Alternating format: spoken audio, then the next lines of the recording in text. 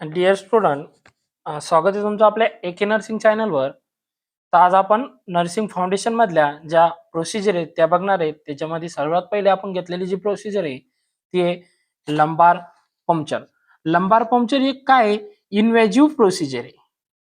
त्याच्यानंतर त्याच्यामध्ये काय केलं जातं, जी स्पायनल निडल आहे ती घेतली जाते आणि जे spinal needle into the lumbar sub arachnoid space insert केली जाते spinal needle sub arachnoid space मध्ये आणि सीएसएफ फ्लुइड कलेक्ट केलं जातं. त्याच्यानंतर बघा ऑल्सो कॉल्ड ॲज, त्याला काय म्हणतात स्पायनल टॅप पण म्हणतात. त्याच्यानंतर ही काय आहे लंबार पंक्चर ही कन्फर्मेटिव्ह डायग्नोसिस ऑफ मॅनेंजायटिस. मॅनेंजायटिसला कन्फर्मेटिव्ह डायग्नोसिस टेस्ट येते सीएसएफ कलेक्शन. त्याच्यामध्ये बघा ते विचारलेला क्वेश्चन आहे एम्स आणि आरआरबी मध्ये. त्याच्यानंतर बघा साईट फॉर निडल इन्सर्शन, जे इन्फंट आहे आणि स्मॉलर चिल्ड्रन आहे त्यांच्यामध्ये लंबार 4 आणि लंबार 5 मध्ये ही निडल इन्सर्ट करून सीएसएफ कलेक्ट केलं जातं. हे विचारलेला क्वेश्चन आहे एम्स 2023 मध्ये. त्याच्यानंतर ओल्डर चिल्ड्रन आणि अडल्ट मध्ये L3 आणि L4 मध्ये ही इन्सर्टिंग साईट आहे. ध्यानात ठेवा, याच्यावर क्वेश्चन पडतात. त्याच्यानंतर पर्पज काय येतं, पर्पज आहे for diagnosis of meningitis, reducing spinal pressure, त्याच्यानंतर मेजरमेंट ऑफ सीएसएफ फ्लुइड, त्याच्यानंतर इन्स्टॉल द मेडिकेशन इयर डाय, म्हणजेच मेडिकेशन देण्यासाठी पण लंबार पंक्चरचा यूज केला जातो. त्याच्यानंतर आपण बघूया इक्विपमेंट. त्याच्यामध्ये सगळ्यात पहिले घेतली जाते spinal needle. Lumbar puncture needle जी राहते ती घेतली जाते. अडल्ट साठी घेतली जाते 20 ते 22 गॉजची आणि चाइल्ड आणि इन्फंट साठी घेतली जाते 23 ते 25 गॉजची. त्याच्यानंतर बघा मॅनोमीटर घेतलं जातं कशासाठी, चेक द सीएसएफ प्रेशर. जे सीएसएफ प्रेशर आहे ते चेक करण्यासाठी घेतलं जातं मॅनोमीटर. त्याच्यानंतर बिटाडीन घेतलं जातं क्लीन द अँटीसेप्टिक पर्पज, म्हणजेच क्लीन करण्यासाठी आणि अँटीसेप्टिक मेंटेन ठेवण्यासाठी बिटाडीन घेतलं जातं. त्याच्यानंतर 3 स्पेसिमेन ट्यूब घेतल्या जातात कशासाठी, बॅक्टेरियल, सायटोलॉजिकल, व्हायरल एक्झामिनेशनसाठी.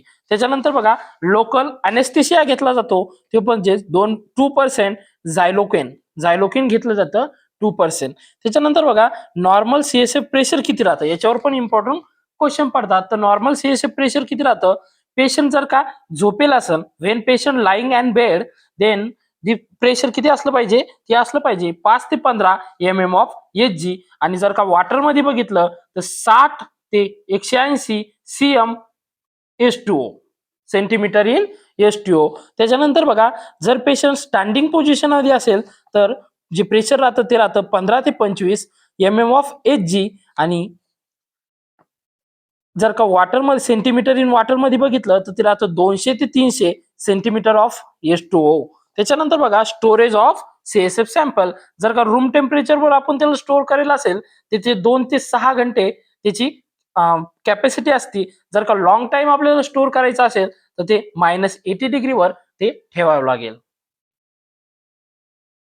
प्रोसिजर बघा, प्रोसिजर मध्ये सगळ्यात पहिले प्री प्रोसिजर बघणार आपण. प्री प्रोसिजर मध्ये बघा टेक इन्फॉर्म कन्सर्न, म्हणजेच कोणती पण एखादी प्रोसिजर स्टार्ट करायची असेल तर आपल्याला इन्फॉर्म कन्सर्न घेणं गरजेचंच असतं. तर इन्फॉर्म कन्सर्न घेणार. त्याच्यानंतर बघा before the procedure clients bladder empty explain the procedure to the patient, म्हणजेच प्रोसिजरला जाण्यापूर्वी पेशंटला काय सांगायचं, ब्लॅडर एम्प्टी करून या म्हणून सांगायचं. त्याच्यानंतर पेशंटला एक्सप्लेन करायची प्रोसिजर. त्याच्यानंतर बघा take 3 to 4 vial for collection of sample with label, म्हणजेच आपण ज्या 3 ते 4 व्हाईल घेणार आहे त्याला लेबल करून घ्यायचंय आणि त्याच्यामध्ये सॅम्पल कलेक्ट करायचंय. त्याच्यानंतर बघा choose a small gauge pencil tip non cutting spinal needle, म्हणजेच अशी निडल चूज करायची की जी की स्मॉल गॉज असला पाहिजे, पेन्सिल टिप असली पाहिजे, अशी लंबार पंक्चर निडल घ्यायची. आणि काय करायचं कशासाठी, prevent the post dural puncture headache, म्हणजेच अशी साईड घ्यायची, अशी निडल घ्यायची की तिनं पुढे चालून आपल्याला पोस्ट ड्युरल हेडेक झाला नाही पाहिजे, त्याच्यासाठी ती pencil tip non cutting spinal needle घ्यायची. त्याच्यानंतर बघा ड्युरिंग प्रोसिजर. ड्युरिंग प्रोसिजर काय करायचंय, place the patient in recumbent position. कोणती पोझिशन द्यायची, लेफ्ट लॅटरल रिकॉम्बिनेड पोझिशन और सी शेप पोझिशन. हे इम्पॉर्टंट क्वेश्चन आहेत बघा. सी शेप पोझिशन द्यायची, त्याच्यानंतर लेफ्ट लॅटरल रिकॉमेंडेड पोझिशन द्यायची. It is also look like a normal foetal flexion attitude. म्हणजे जी सी शेपची पोझिशन आहे ती कशी आहे, नॉर्मल फिटल फ्लेक्शन ॲटिट्यूड सारखी दिसते. सिटिंग पोझिशन मध्ये पण आपण घेऊ शकतो. The patient seat on bed leaning and cardiac table. पेशंटला काय करायचं, सिटिंग मध्ये पोझिशन मध्ये द्यायचं आणि कार्डियाक टेबलवर काय करायचं, लिन डाऊन करायचं. त्याच्यानंतर बघा, before inserting needle 2% xylocaine can be use. म्हणजे 2% जे आपण अॅनेस्थेशिया घेतलेला आहे तो काय करायचा, इन्सर्ट करायचा. त्याच्यानंतर 8 ते 10 ml CSF फ्लुइड कलेक्ट करायचं आणि 3 ml प्रत्येक व्हाईल मध्ये टाकायचं. अशा 3 आपण व्हाईल्स घेतलेल्या आहेत. तर बघा, 8 ते 10 ml CSF फ्लुइड कलेक्ट करायचं आणि 3 ml प्रत्येक व्हाईल मध्ये टाकायचं. व्हाईल 1 ही ग्राम स्टेन साठी यूज करतात. व्हाईल 2 ही ग्लुकोज आणि प्रोटीन साठी यूज करतात. व्हाईल 3 ही सेल काउंट साठी यूज करतात. आणि व्हाईल 4 ही एनी स्पेसिफिक टेस्ट जर का करायची असेल तर त्याच्यासाठी आपण व्हाईल 4 यूज करतो. त्याच्यानंतर बघा, maintain sterile technique during procedure. If blood CSF coming out then withdraw the needle. जर का स्टराईल, आपण काय करायचं, maintain sterile technique during procedure.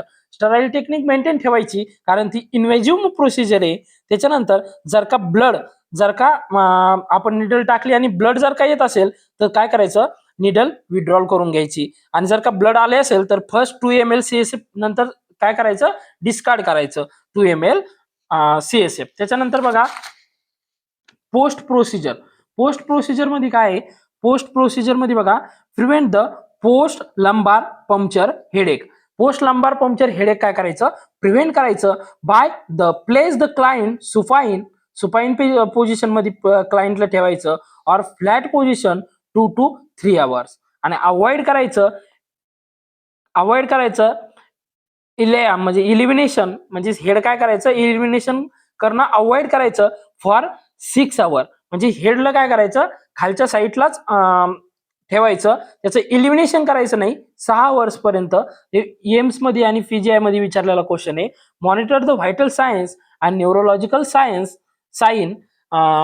Monitor करायच्या व्हायटल सायन्स आणि न्यूरोलॉजिकल ज्या साईन आहेत त्या मॉनिटर करायच्या. त्याच्यानंतर बघा, prolong headache may include leakage. जे प्रोलॉंग जर का हेडेक असेल तर ते काय करतं, इंडिकेट करतं CSF फ्लुइड लिकेज झालं म्हणून. तर याच्यात ध्यानात ठेवायचं की प्रोलॉंग हेडेक असेल तर CSF fluid leakage puncture side मधून होतंय का ते चेक करायचे. त्याच्यानंतर बघा, मेंटेन रेकॉर्ड ऑन रिपोर्ट. त्याच्यानंतर बघा, कॉम्प्लिकेशन कोणते कोणते येतं, पोस्ट लंबार पंक्चर हेडेक. त्याच्यानंतर ब्रेन हर्निएशन. ब्रेन हर्निएशन का बरं होतंय, कारण आपण जर का 10 ml पेक्षा जास्त CSF फ्लुइड कलेक्ट केलं, मोर फ्लुइड कलेक्ट केलं तर ते ब्रेन हर्निएशन होण्याचे चान्सेस असतात. त्याच्यानंतर इन्फेक्शन होण्याचे चान्सेस असतात. ब्लिडिंग आणि CSF लिकेज होण्याचे चान्सेस असतात पंक्चर साईट मधून. त्याच्यानंतर बघा, सब आर्कोनाइड इपिडर्मल सिस्ट. ह्यो लॉंग टर्म म्हणजे एक रेअरली होतोय सब आर्कोनाइड इपिडर्मल सिस्ट.